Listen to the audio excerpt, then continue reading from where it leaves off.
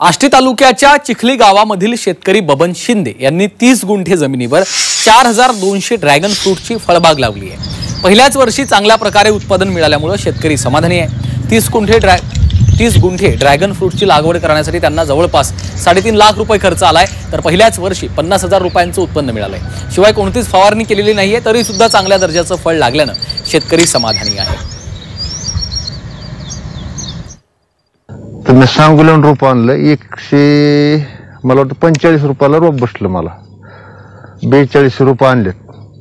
हे तारा पूल असं मिळून 3-3.5 लाखापर्यंत खर्च आला ह्याला। आता 1.5 वर्ष झालेलं लावून, तर आता 50,000पर्यंत मी ह्याचं उत्पन्न घेतलं। औंदाच फळ आलं ह्याला। काहीच नाही, 2दा मी 19 सोडलेले, फक्त 5-5 किलो। याला फवारणी नाही, काय नाही, फक्त खुरपण तणनाशक कडू काय असं करतो।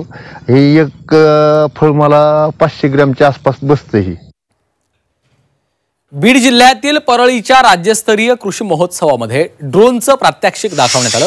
शेतकऱ्यांना फवारणीमध्ये सुविधा यावी यासाठी या ड्रोनचा वापर महत्त्वाचा ठरणार आहे। त्याचबरोबर खतांचा वापर केल्यानंतर या ड्रोनच्या माध्यमातून फवारणी केली जाते, याचं प्रात्यक्षिक शेतकऱ्यांना दाखवण्यात येत आहे। 7 मिनिटांमध्ये 1 एकरची फवारणी ड्रोनद्वारे केली जाते, त्यामुळे हे ड्रोन शेतकऱ्यांसाठी फायदेशीर ठरणार आहे। या संदर्भात बातचीत केली आहे आमचे प्रतिनिधी विष्णू बुर्गे यांनी। कृषी प्रदर्शनामध्ये अनेक प्रात्यक्षिक दाखवण्यात येत आहेत, त्यापैकीच हा ड्रोन आहे। आपण पाहू शकता या ठिकाणी हा ड्रोन ठेवण्यात आलेला आहे। या ड्रोनचं प्रात्यक्षिक करून दाखवण्यात येत आहे।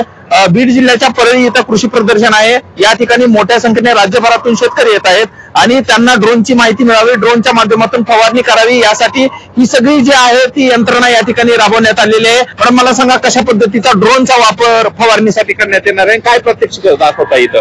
आता हा जो ड्रोन आहे हा कृषी विमान स्पेशल फवारणीसाठी आहे।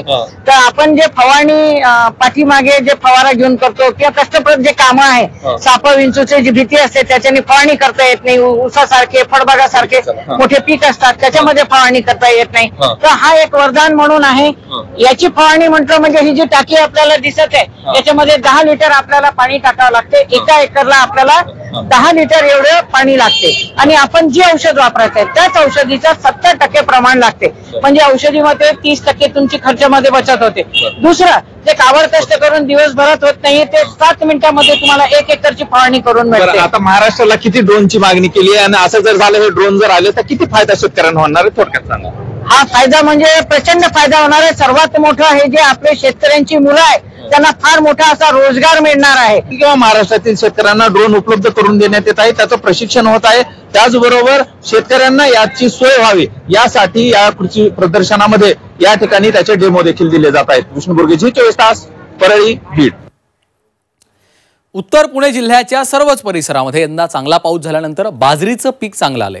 सध्या बाजरी फुलोऱ्यामध्ये आलेली आहे, यामुळे बाजरी पिकातून शेतकऱ्यांना चांगलं उत्पन्न मिळेल अशी आशा शेतकऱ्यांनी व्यक्त केली आहे। या संदर्भात शेतकऱ्यांशी बातचीत केली आहे आमचे प्रतिनिधी हेमंत चापुडे यांनी।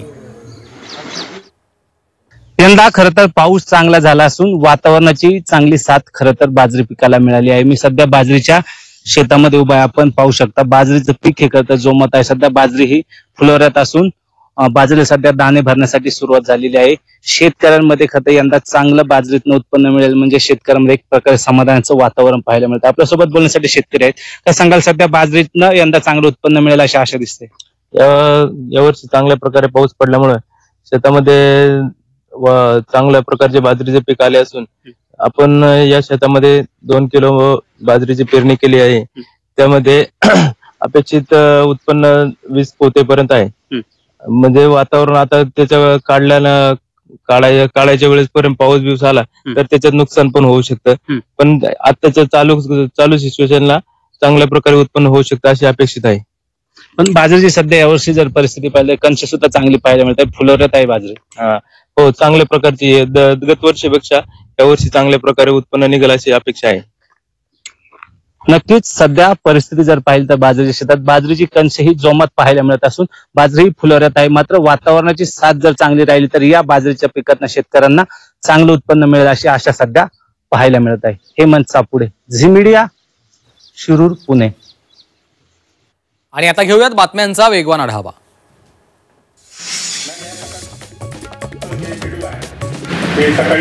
वाशिममध्ये बाळासाहेब ठाकरे शेतकरी प्रशिक्षण केंद्रात 3 दिवसीय नैसर्गिक शेती प्रशिक्षण शिबिराचं आयोजन केलं.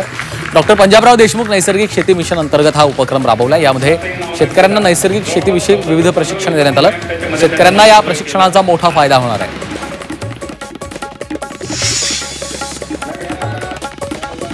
सोलापूर कृषी उत्पन्न बाजार समितीमध्ये एकाच दिवशी 190 कांद्यांच्या ट्रकची आवक झाली आहे. नैसर्गिक आपत्तीमुळे कांद्याची आवक घटल्याचं पाहायला मिळालं.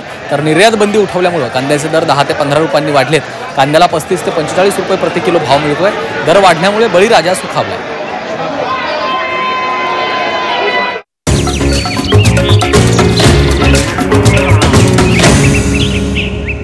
पीक पाणी पॉवर्ड बाय नेचर केअरचे सेंद्रिय खत ग्रीन हार्वेस्ट दाणेदार.